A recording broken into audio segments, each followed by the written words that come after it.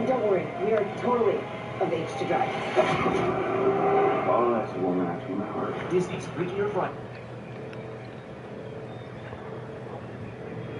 Blow air into this device, it separates the air into cold molecules that come out of this end and hot molecules that come out of this end. See how the hot end came out gallium? It doesn't use electricity and there are no moving parts. Isn't that crazy? Maybe you've seen one of these things before. It's called a vortex tube.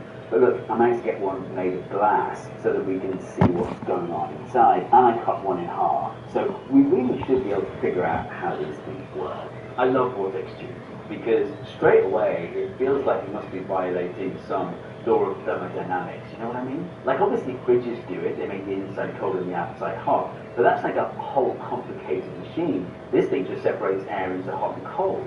How is that possible? Well, a famous scientist called James Clerk Maxwell also thought about separating hot and cold molecules.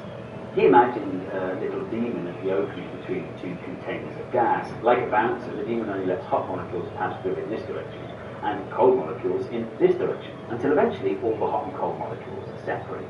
But that would violate the second law of thermodynamics. You can't just sort hot and cold like that without expending a whole load of energy in the process. That's why your fridge stops working when you unplug it from the mains. But this thing isn't plugged in anywhere. It feels like this is Maxwell's demon in mechanical form.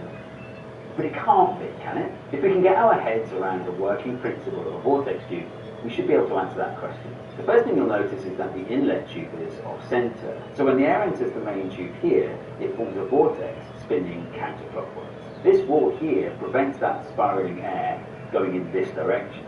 So you end up with this twisting corkscrew motion in this direction.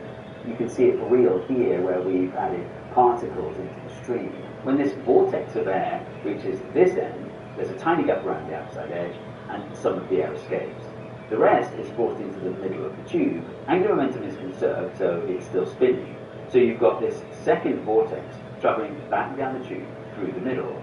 This inner vortex lines up with the hole in the wall. So you have another stream of air coming out this end. This is the cold end, and this is the hot. But how? Well, I mentioned